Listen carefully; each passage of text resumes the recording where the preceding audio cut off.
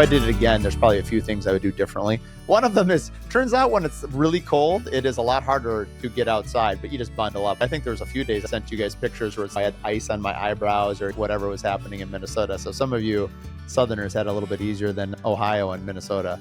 None of us are conditioned for that kind of cold. So like, just bundle up. Oh yeah, that sounds great. No, come on, man. I'm like the guy who just came to Sonic Camp and jumped in 33-degree water like a pro. You're fine. You get acclimated to it.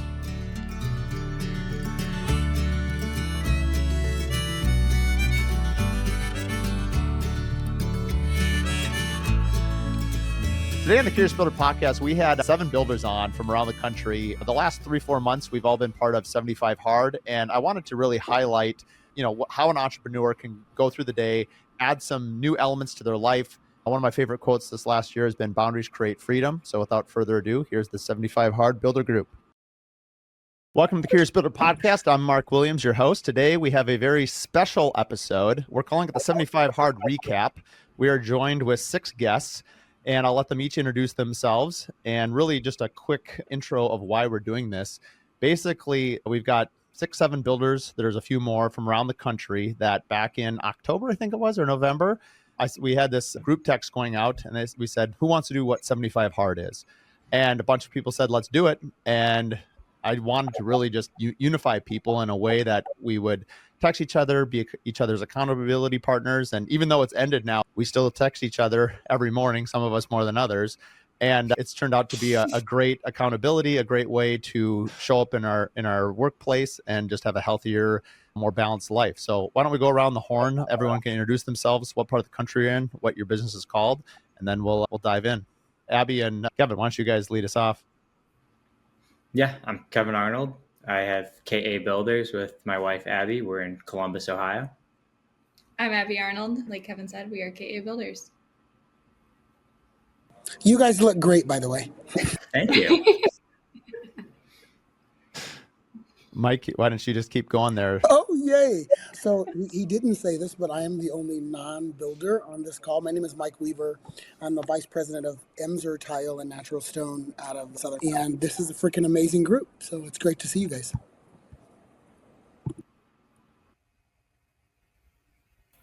I'm Steve Tankersley with Tankersley Construction. We're out of Northern California, Sacramento area.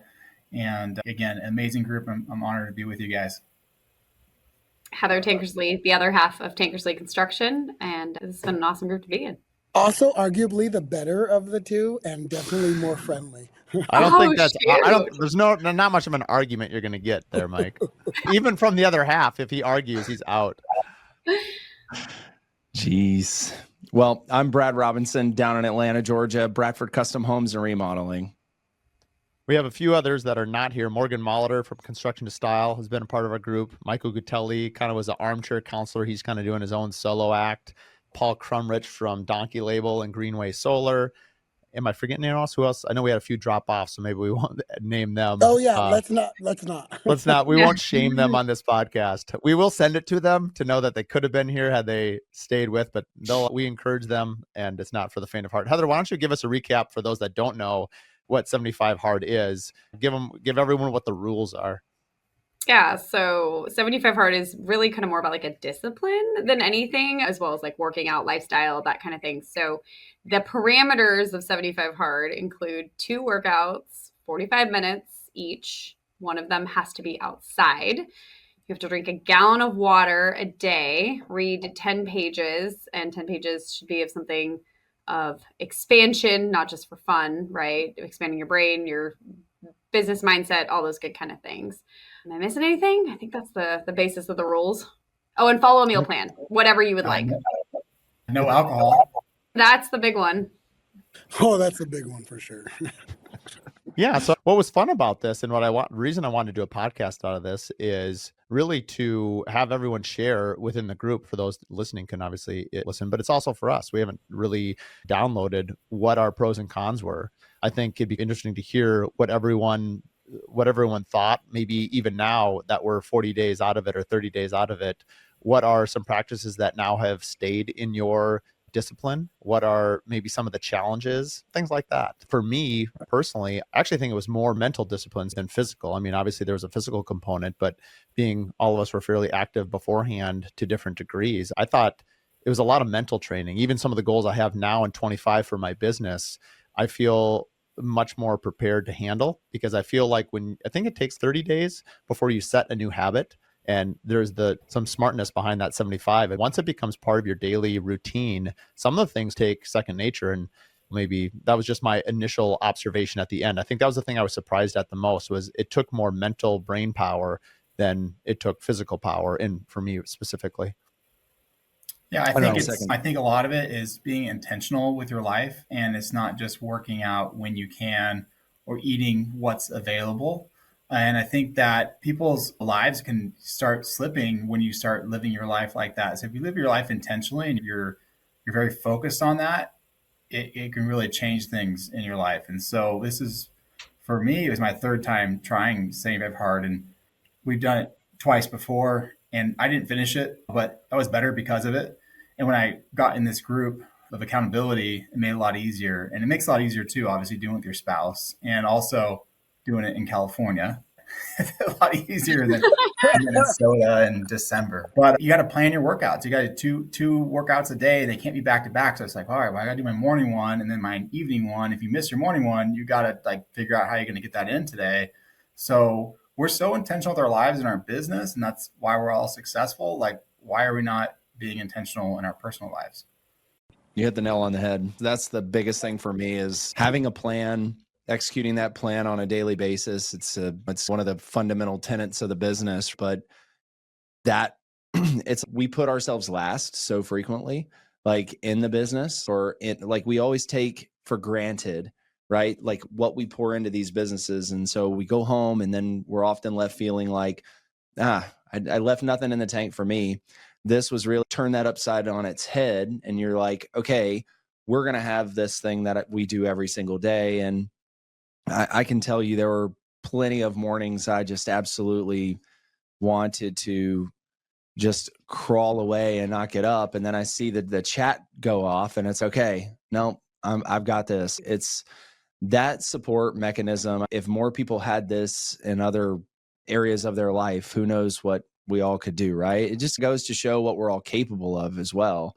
I didn't do it for any of the results. But what I ended up with were some amazing results in terms of the changes that I've made in my life. And it's weird. My wife's, do you mind stopping by the store and grabbing a bottle of wine on the way home? And I'm like, do you really want that?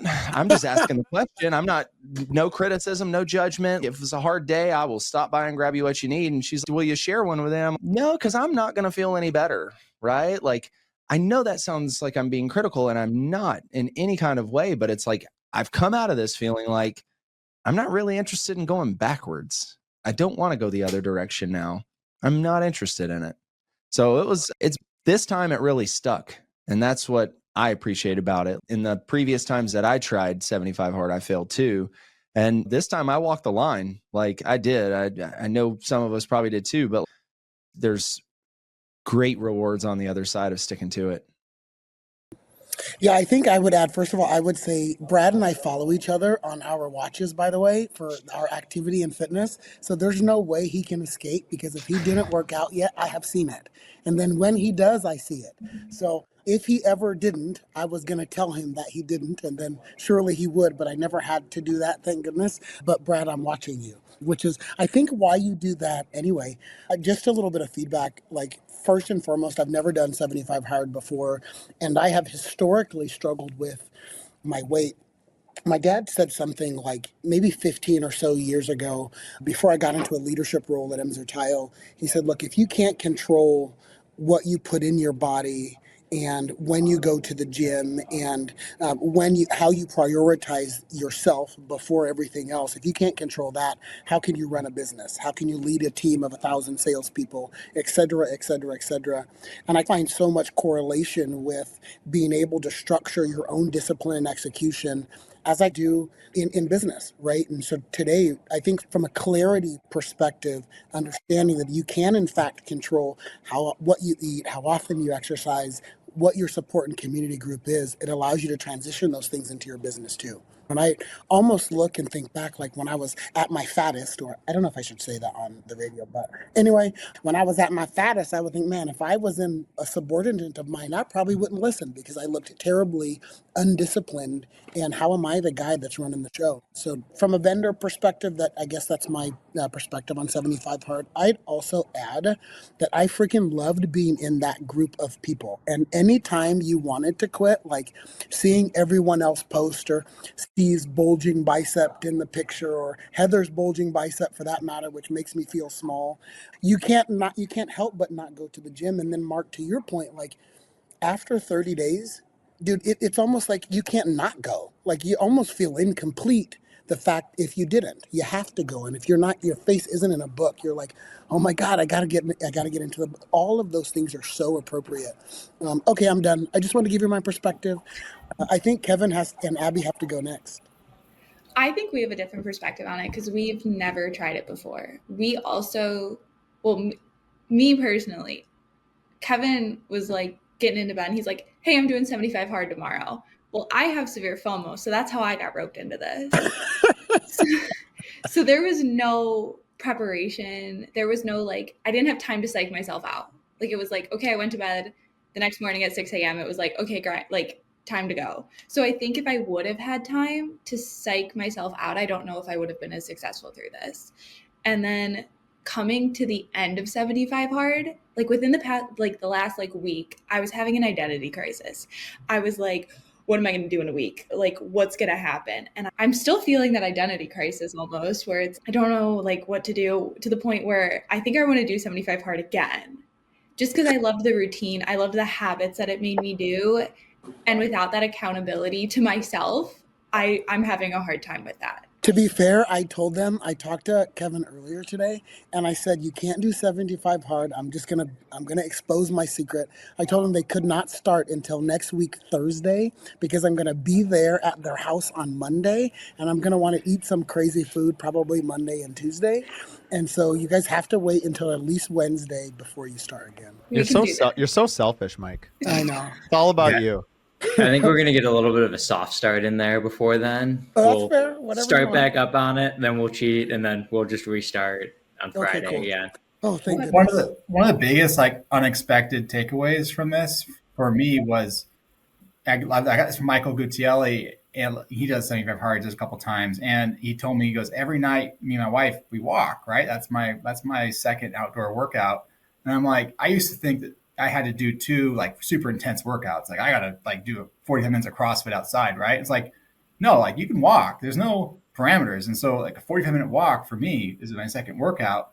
And Heather and I found that when the kids go to bed, we walk around the neighborhood for 45 minutes and we talk about our day and we talk about work mainly. And it takes the work talk away from our kids because that was bleeding over our family so all the time. And everyone always asks us, how do you run a business with kids? You talk about work, and it's inevitable it's going to bleed over at home. You can't say I shut it down when I go home. That's not realistic. But that gives us 45 minutes to just unload. Our phones are in our pockets. We're walking in the dark. It's quiet. We're walking our dog. So we just knocked out getting our dog exercise. We knocked out getting ourselves exercise. And we knocked out solving all the problems or getting that stuff off our chest for the day because we carry it with us. Yeah, I'm a processor. I have to chat that through, and we don't see each other that much during the day. As much as we work together, it's like I'm out in the field, or I've got a production problem, or if there's an employee problem. It gives us a chance to just connect on that level, and then it's like we work through, okay, what's the plan of attack for the next day? And so that was probably the biggest takeaway I took, because I was just like, it was actually a chance for us to connect as business partners, but then also as husband and his wife, what went on with the kids, or who's doing pickup tomorrow. I should probably say I totally forgot Charlie Birtwhistle. And it's my bad he's not here. He told me to add him to the calendar invite. I spaced it. And then I just looked at the thing and I just sent him a text saying, can you join us? But shout out to Charlie. Charlie always sent us pictures of his dog and him in the gym in his sweats squatting 500 pounds because the guy's a beast. With his little beanie, his little elf beanie. His Builder Trend beanie was always... It was always definitely forefront. One of the things for me, I think everyone had different. I think the first 2 weeks was super easy.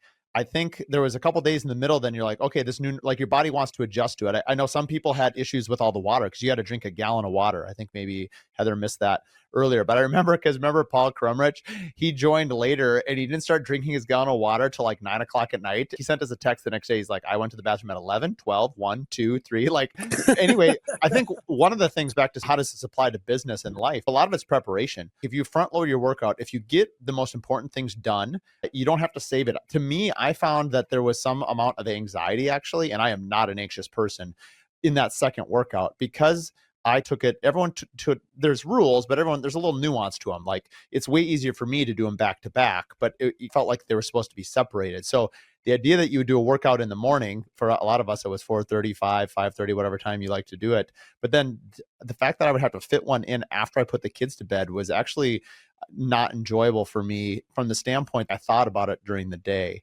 And I think like there's a lot of things in work that if we can deal with it in the beginning of the day, it makes your day. It's like you've already dealt with all the hard things. Now everything else is rent free. You're ready to go. And I notice, like personally, I put the kids to bed every night, so I put them to bed at 8 o'clock. And one thing I noticed, Laura, I think my wife is very glad that 75 hard is over because at night I found I was so anxious to get that second workout in that I'd sort of speed read the books. And I wasn't nearly as patient with my kids as I would like to be because it was on my mind. Like I still have to my mind was still like in like workout mode. I didn't want to fall asleep. And so anyway, there's things that you have to check in now. It's interesting because Abby said she needed something to fill. Like we can talk maybe at the end of the podcast, like what have we filled it with? Because I definitely have changed my schedule pretty drastically with some of the goals I have this year, but I don't know if I would have been willing or able to do it without that training period that 75 hard allowed me to do. So maybe a question I'd have for each one of you is, what were some of the harder things that you had to experience, or what was some self-reflection looking back? You're like, I didn't like that about that, or I found out this about myself. Yeah, so I think right around like day 50, 60 is where I started to get frustrated with it. I mean, we cruised through it, and I think a lot of that was with being a husband-wife team. Going through it became routine just from day one. We did everything together. Our weightlifting workouts, we would space those out. We found out we can't work out in the garage together. We had a little bit different tastes of styles on how we wanted to approach that in a mental space. But around 50 and 60, that's where I really started to realize, okay, this is 45 minutes. After about 20 minutes, I'm starting to waste time in this workout. I'm extending the time between my sets, and that's time that I could be on site or just developing the business as a whole. So your mind started wandering and you couldn't stay focused. You started wandering?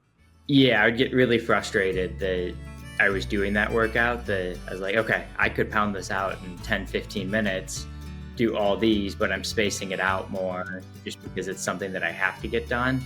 And that's time that I felt that I could have been more productive with elsewhere.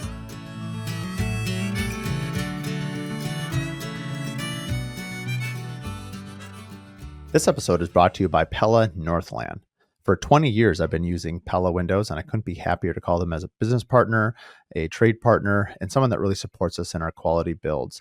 You know, we use wood windows and doors on every single one of our homes, and 98% of every home that I've ever built has been a Pella window. I've gotten to know their team here locally as well as nationally, and the way that they support us as a craftsman, as well as they support our homeowners with their lifelong guarantee, has actually been a game changer for me. So when people ask me who I use, I recommend Pella. If you want to hear more about Pella's story, you can listen to episode 1, where I interview Peter and Ed from Pella Northland about their journey into the Pella ownership. I would spend a lot of the afternoons running, and I'm bored after 30 minutes of running. It's just natural. I don't know why I want to do other things than running. It's not like the most fun thing for me. Some people really enjoy it. I just haven't gotten to a place where I'm just like, I love it so much. But I think the biggest part for me is I just have to keep my brain engaged in it. That's the hardest part. So I can understand where your head was at there. I would share that it was like I have for the last couple of years have worked out a lot for a long period of time in the morning, like 2 to 3 hours almost in the morning. It was probably hardest for me to shorten that workout to get a workout at the end of the day, which I'm the kind of guy, like, I would rather get to the gym at 4, work out until 7, and not walk into the gym again. But after a long day, and especially because my mind is absolutely crazy, then having to come home and go to the gym, that was super, super challenging and took a considerable amount of discipline. I will say that I listened to audiobooks and watched movies and things like that while I worked out to help make that more fun if I wasn't reading at the same time. But I agree, especially that second workout. It was a little challenging to stay focused for me. I think a big realization for me is how many people look up to us as parents or business leaders or whatever it is. And you see me and Heather doing this and they're inspired by it, right? Our own kids created a 25 hard. They did they're doing their own thing. And at the end of it, they get to go to Dave and Buster's with $25. So that inspiration, but it's also like our employees and some of our subcontractors, like, oh yeah, you know what? I've actually really wanted to do that. I'm going to do it. Or you guys didn't drink for all through the holidays. Wow. Like I'm going to do that too. And so many messages on our Instagram inbox and stuff asking how we did it or how we liked it. Wow. We're actually very influential in that way and in a good way. And you're spreading positivity. Mike nailed it earlier. How you look, it is a determining factor in society of how people perceive you, right? If you're successful, but you're overweight, and are you really successful? Are you taking care of yourself? Are you going to live as long as you can in the best way you can? I think that it's inside and out is really, really important. Oh, I forgot to tell you, there's one thing that something else I struggled with is I do like, what do you call it, old fashions. And so, especially, I was in Colorado a couple of times over the last couple of months, and it was super cold or snowy. And we were at like a really nice restaurant. And I was there with Steve. Yeah, I was And with we you. were talking about how we both decided our commitment to the program is that we were not going to cheat. But we both kind of agreed that old fashions would have been perfect in that environment with like the snow coming down and the way it warms your heart when you drink it, et cetera, et cetera. Yet and still we didn't. And that was a little bit of a struggle, although I've never been a super heavy drinker. Just being able to enjoy it in some of those times, that took some discipline also. Me, you, Tim, and Michael were at this nice steakhouse, and we all ordered a bottle of Perrier to go with our plate of filet. It's also that social setting, right? I think that was the one thing I didn't realize too. Like people look at it when you're not drinking. Wait, you're not drinking? There's a stigma about it, and I think sometimes people struggle with that. But you can do it. Like, I'm not going to go home and have a bottle of wine, but it's like, oh, we're at this Christmas party, or we're at the holiday party, and we're at this industry event. It's just typical. You have a drink or whatnot, and so it's interesting going to that and then being okay with being the person that's just drinking water there.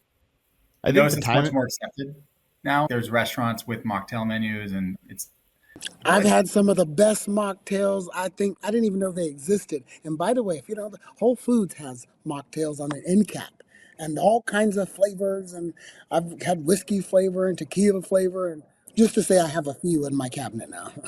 Did you guys go to like alcohol alternatives? Like, I'm not an advocate for any of these brands, but I found Little Saints while going through this journey. And so they have both versions of it. So one is like they're mocktails in a can, but instead of using an alcoholic base, they use like other things. And I think one of the main ingredients in theirs is lion's mane.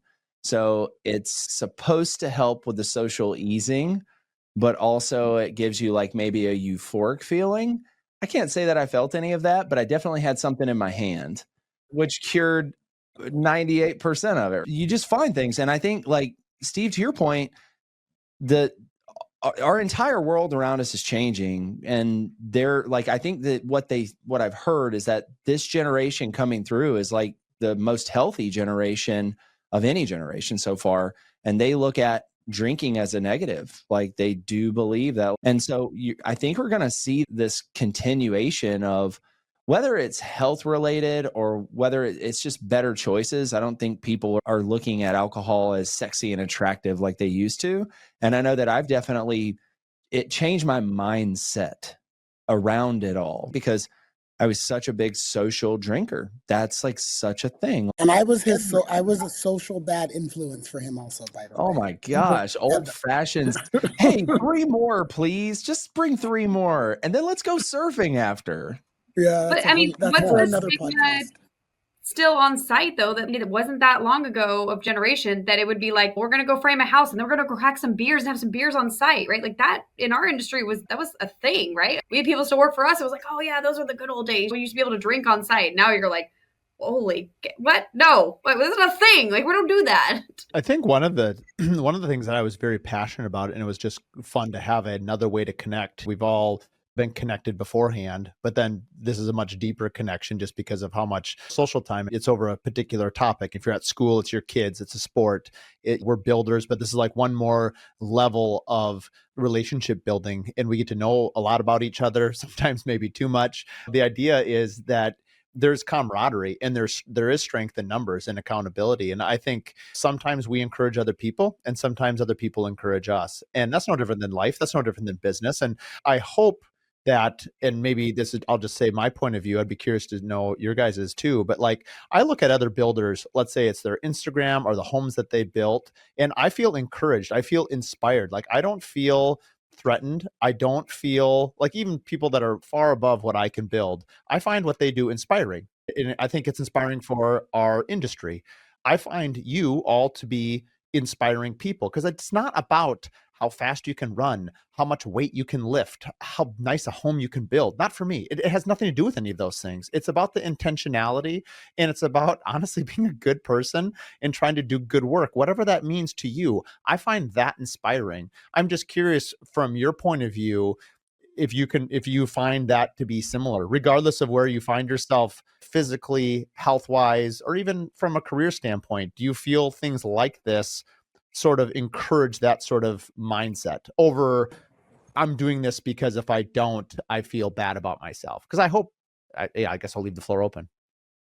I would say yes. Like, first of all, I have this thing about letting other people win, and not in a bad way, but like more in, if you're going to do it, so can I. I come from a super humble beginning, and the theory in my professional life has always been, if someone else can do it, so can I.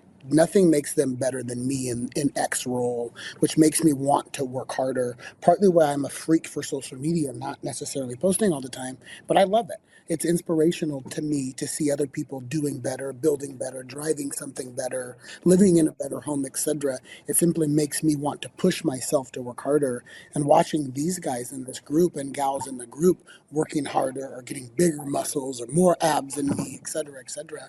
Even all of that is also exciting and makes me want to push and work harder to achieve it, not feel bad about the fact that I'm not there yet.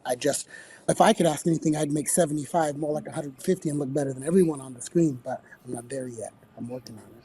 Yeah, so to build off of what Mike just said, what really pushed me to do this challenge was I was watching Mike Weaver, Brad Levitt, and Mike Ugutelli posting their stories on Instagram of them working out. And I was like, oh, man, I really wish I could do that. And then as soon as this opportunity came up, I had to jump on it. And grateful that I did.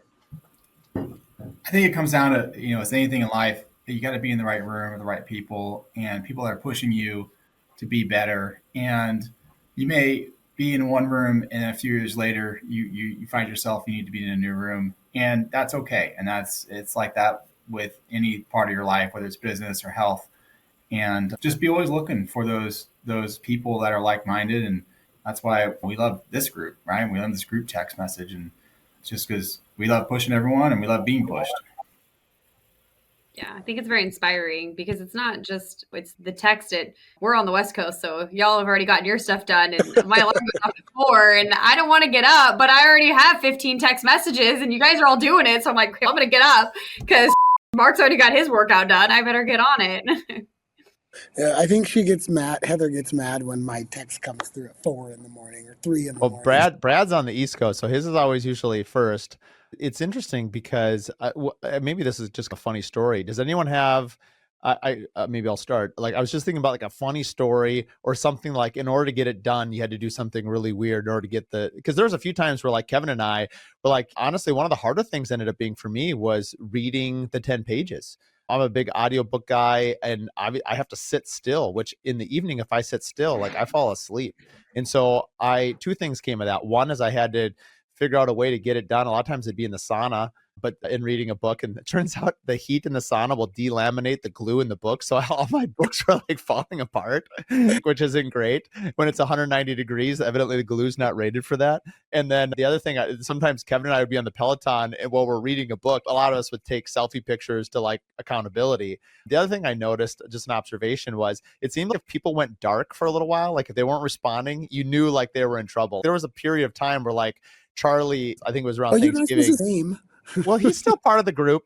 And he was just like went dark for a while. Or sometimes Mike, you travel more than you travel more than any airplane has a right to. And so how you were able to get all your workouts in with all the travel, because the closest I came to failing, which if we played by the letter of the law, technically I failed on like oddly enough, day 74, because I was in Mexico. I think I was texting you guys. My flight got delayed, I think like 9 hours, then it got canceled the night, but we sat on the tarmac. I had done my workout that morning. We got in the airplane. Long story short, we sat out there for 4 hours. I got 3 kids. Long story short, we didn't get back to Minnesota till the next day. And so I had to do 3 on day 75, which technically by the law, that's a fail. But I give myself a pass. I'm stuck on an airplane, and they said I had to stay. I had to keep my seatbelt on, because I was like, what if I did push-ups every minute on the minute for an hour? Because that would be like, no, sir, you cannot get up. I was like, okay, I'm not going to have the FFA, go to jail over this. I've done some crazy, because I travel so much. There were days I had to get up and be at the gym at like 2 a.m. because my flight was at 7. But if I didn't do that, I would miss my morning workout. Right. And I actually appreciate being pushed that way also. But I would be at the gym. I remember like it was yesterday, setting the alarm for 1:40 in the morning to wake up. And I'm like, what, am I sick? Right. And I walk into the gym and people are still there from last night.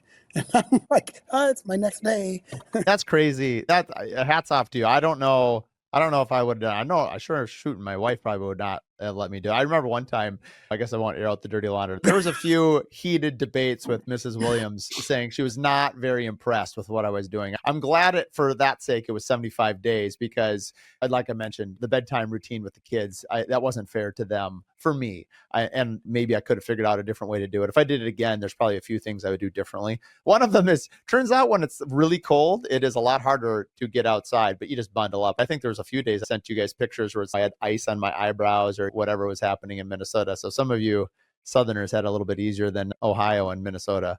None of us are conditioned for that kind of cold. So like, you just bundle up. Oh yeah, that sounds great. No, come on, man. I'm like the guy who just came to sauna camp and jumped in 33 to give you water like a pro. You're fine. You get acclimated to it. Did you find yourself checking the weather strategically? I was always very curious if we would do our outdoor workout. Is it going to rain in the evening? Okay, no. We're going to work out in the driveway in the morning at 4:30 in the morning because it's going to rain tonight. I have to tell you, funny story. I forgot to bring my gym clothes. No. I didn't forget to bring my gym clothes. The last time, I'm in Cedar Rapids, Iowa today. The last time I was here, they had a monsoon-like rainstorm. I think I talked to Mark, and I was wearing, I had to wear pants. It was pouring down rain, and it was cold outside. So I was wearing khakis, loafers, because I didn't want to get my gym shoes wet because I couldn't wear them in the morning. So I'm wearing my khakis, Ferragamo leather loafers, my 2 jack. It was an absolute monsoon. I think I even have a picture that I would love to share with you guys. But I felt like I was under a faucet for 45 minutes straight. It was so disgusting. And I'm like, look, I don't know if I can make it. And I'm out, and you do what you got to do. And I couldn't wear those shoes for a month. That's what it took. But I would have failed that day, because if I didn't do that, I wouldn't have gotten my outdoor workout. Or I would have missed the next day because I didn't have gym shoes. There was a lot of times where Brad and Mike and I, in particular, because we were east of you guys, or at least Tankersleys, but I call Brad all the time when I'm running. Basically, if I run out of things to think about, or if I have a great idea, I know he's an hour ahead. He's probably on his way to work. I'm like, hey, Brad, what's up? And I know he's okay. I guess I got to talk Mark through his run. He's got another 2 miles. Okay, here we go. Brad's a talker, so it was easy. And it's always good to catch up in the mornings too, because you always have ideas, even if you don't know you have ideas. You're always constantly just spinning. But I think that of all of this, and what we came out with was we came out with a damn good group. We came out with some really good fellowship in doing this thing together. And it yes, for the motivation, I feel like we all had the underlying discipline in order to be able to accomplish this, which is cool. I think it probably just strengthened that a lot.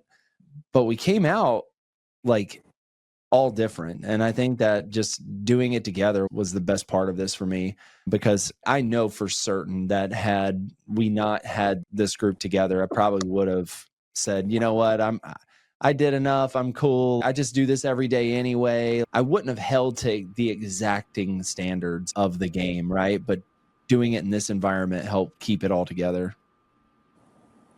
Yeah, so we had 2 pretty funny incidents with getting our workouts in. I'll let Abby take the second one, but I think where I look like an absolute idiot, it was pretty early on, maybe around day 10. It was 11 o'clock and I hadn't read and I still had to get my outdoor workout in. So I put a headlamp on. I was like, okay, I'm just going to go walk around the neighborhood and read my book. Well, I found out I couldn't stay on the sidewalk. So for 45 minutes, I just walked back and forth down our street, about 10 houses, reading in the middle of the street, reading my book. I don't know if anybody saw me or not, but if they did, there were some questions there. I'm sure you looked like a dum-dum. And I'm still glad you did it. We have curtains in the front of our house, and every so often, every couple of minutes, I would just see the headlamp go by, and then it would come back the other way. But another honorable one we did, it was, again, a late walk, 10:30. We're walking through our neighborhood, and there's a dog, a lost dog. So it's cold, it's cold, single digits here. And we're like, what do? We try and walk around the neighborhood, can't find this home. I called every dog rescue in Central Ohio. Nobody was answering because it's 10, 11 o'clock at night. We sat with this dog until 3 or 4 in the morning until it got picked up. We slept periodically in the car. And I you woke guys up are so sweet. Yeah. I have a thing where I just can't do that. I can't just leave them. So it was 3 or 4 in the morning. We finally made it home from our 10 o'clock walk because we slept in and out of our car, making sure this dog was okay. And that was the fastest I'd ever had a run too, because we were about a mile away from home at that point. So once we realized it was going to be a late night, I had to sprint home to go get the truck and get some water and food for the dog. But we ended up setting up a space heater out on the porch that this dog was sitting on. Did you guys notice any change in your energy levels at work? So you get your workout done. This obviously is somewhat of a recap. I'm sure people that are normally tuning in are like, what did we just stumble into? But my favorite quote last year was boundaries create freedom. I talk about it all the time. And some of the boundaries we made this year was already in this period, and then maybe even this year, is I'm going to do this. And then you have to force yourself the mental discipline, which is so applicable in business. I'm just curious, when you showed up at work, did you notice any differences about yourself during the workday? My energy level is better. I'm not trying to boot up when I get to work and an hour to boot up. I'm already booted up. I've already worked out, had my pre-workout. I'm ready to go. I'm hitting the ground instead of just trying to wake up. And then I just noticed throughout the day, I have to plan my day around bathrooms. So where I'm going to job sites and what bathroom you need to go to, because you're drinking a gallon of water. So you're constantly at Starbucks. But other than that, I just the energy level and productivity is so much higher. Yeah, I stopped drinking coffee almost. My afternoon runs where I was feeling like I needed those a little bit more, but a lot less coffee for sure. I would say I can't believe you had I- less coffee. Coffee's a little bit like water. I don't know, man. You might be off the group if you're cutting off coffee. I'm not cutting it out. This is a coffee sponsored podcast. We better get a coffee sponsor. I think that's a great idea. I have to tell you, first and foremost, I love coffee. So bring it on, bro.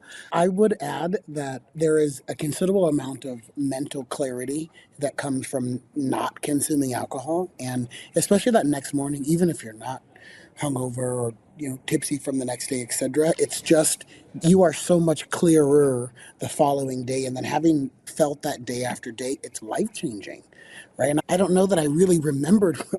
I'm not saying I drank every day, but not that I really remembered how clear you can be with such an extended time of lack of consumption. That's what changed for me. Transparently, I was already working out a ton in the mornings. It wasn't like that necessarily, but some of the lifestyle, some of the consumption differences made a big change in my life. I really started to enjoy like Sunday workouts a lot more. Like my weekend workouts, I looked forward to them because you don't have all of the constraints of trying to do it like and then have something else behind it. So and not having drank and then having the whole day after you've worked out, I felt so much better on the weekends. Like my weekends became way more enjoyable. Like that's been something that I've really started to enjoy more now, even still. What are some of the things that, Abby and I have talked about this a little bit, I think at Sonic Camp, maybe briefly. What are some of the things that you're going to carry forward? I mean, everyone here is very active physically, but are there any things that you're going to carry forward as part of your normal routine? So actually, since 75 Hard, neither of us have had alcohol since October. So we never went back to drinking, just from like what you said, Mike, the mental clarity and the physical clarity and everything. And as 25 and 26-year-olds, that's a shift. I feel at first, I had to kind of explain to people like, oh, why I'm not drinking. But that's something that I don't want to do again. I laugh. Kevin has had more non-alcoholic beers. I think Kevin has a non-alcoholic beer like once a day now. I thought you were going to say in his hand right now, and I was going to ask him to put it on the screen. I'm surprised. I think we're out. I actually think we ran out yesterday. But that's something that we want to continue. Obviously, the working out and that type of stuff. But I don't know, at least for the future, how much alcohol is going to be in our life. I mean, I'm with you, Abby, and I come this far where since October I haven't had anything to drink. And I'm like, I go to an event, I'm like, is this the time that I want to break that streak? I'm like, I'm at like a work event on a Wednesday night. No. So I just got to keep going. And Heather, when your spouse is on board with you, it's pretty easy. I know, Mike, I told you when we're in Vegas, I'll have an old fashioned with you, but I don't know, maybe I won't. So we'll see. Now, if you don't, I'm going to stop by the store and get a fake old fashioned, like that non-alcoholic old fashioned, which I actually really love. So maybe we'll drink that together in Vegas.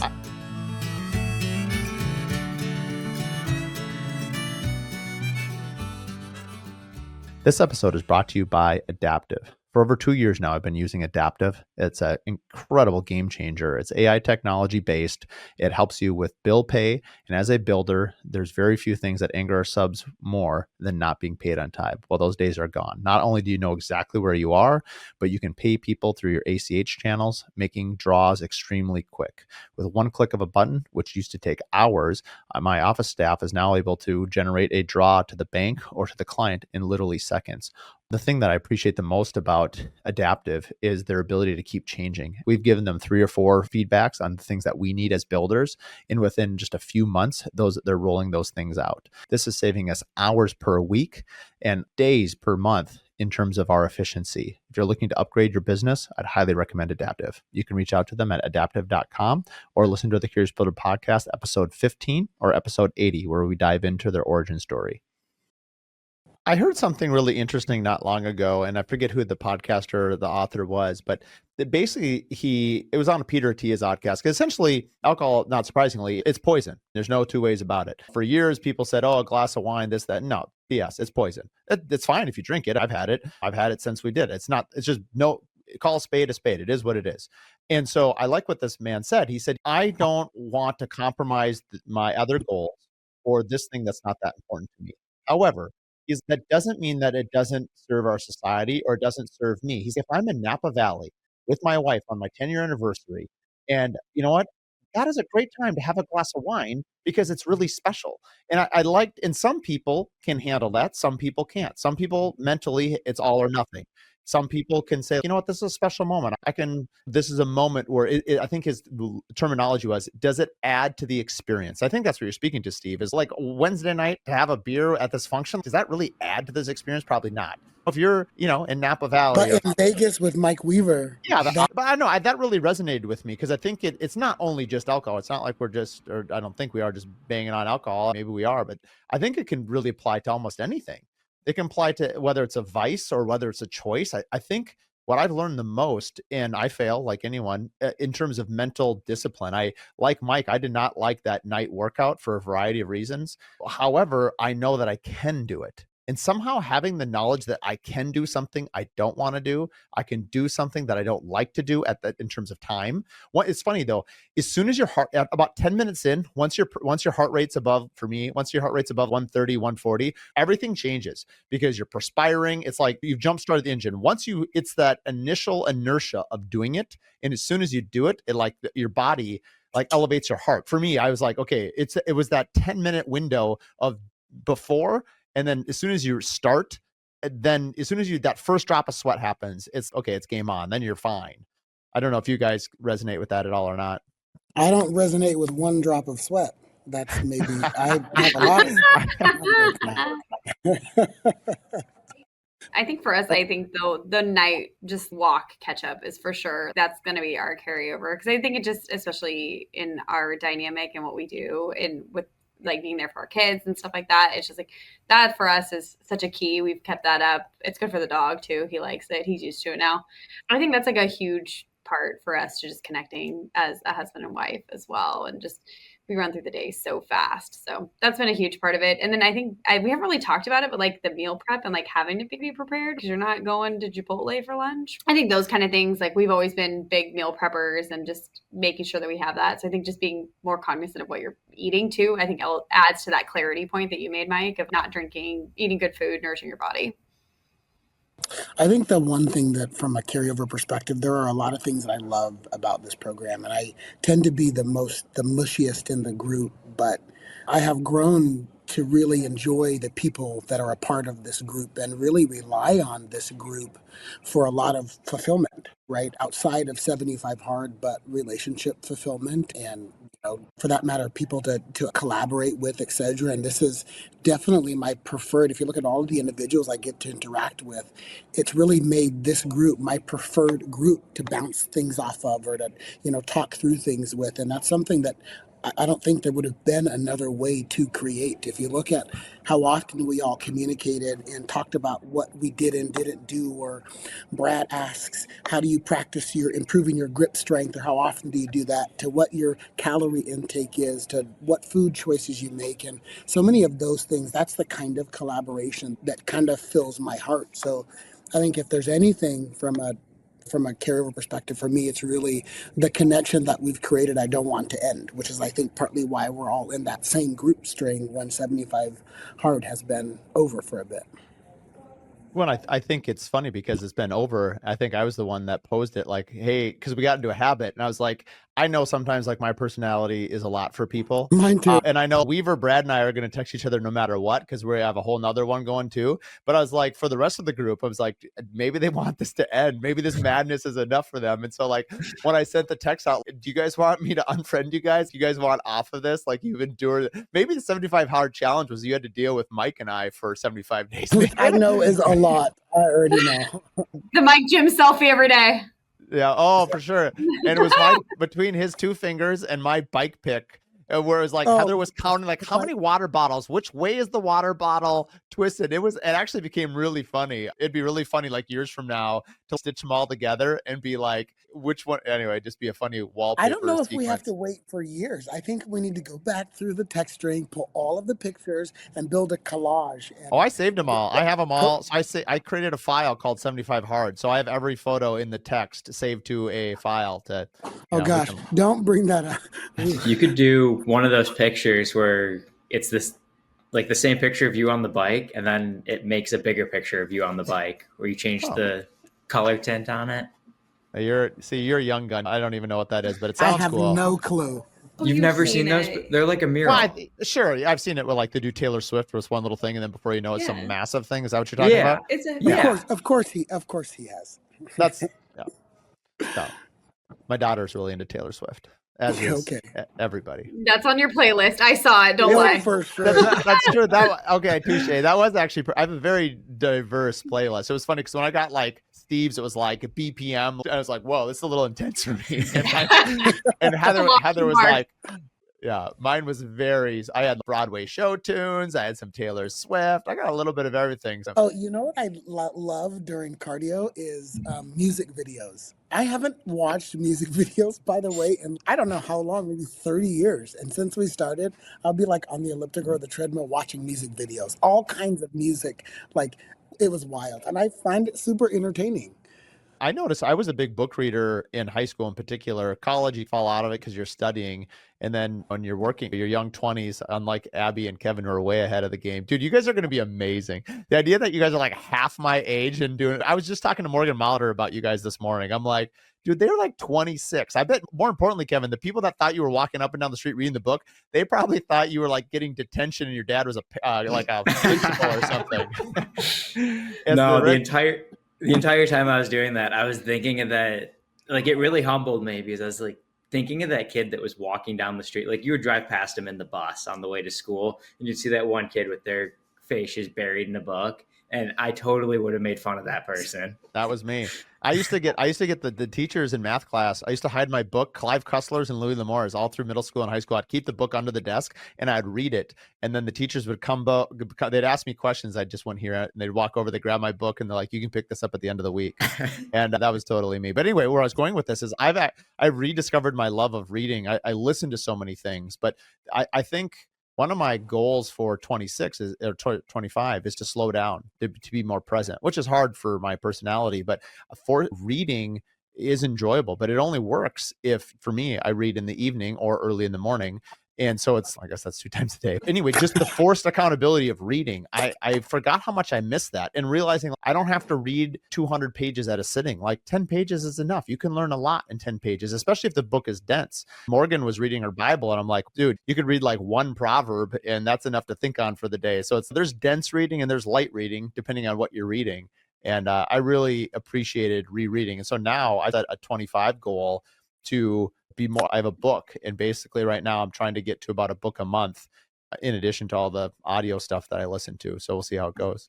As we wrap up, one of the things that I was hoping, this all started, I don't know if you guys knew this. I think when I first sent out the text, but it was 2 years ago. I was in Huntington Beach with the Contractor Coalition. That's where I met Tanker. Were you guys at Nashville or were you at Huntington Beach for the first time? We're in Huntington Beach. So that was the first time I met you. So Caleb McDonald and he was from Toronto, if you remember him. He and I went running one morning at 5:30 in this massive sandstorm blowing in our face. It was terrible. And we're laughing. It reminded me of the scene of Lieutenant Dan and Forrest Gump. Like, you call this a storm? Like, why are we out here running? But we bonded over it. And my point is I wanted to, talk to builders. As a stereotype, many people think our industry is filled with fat, lazy, hairy, flannel-wearing alcoholics, which are there some? Sure.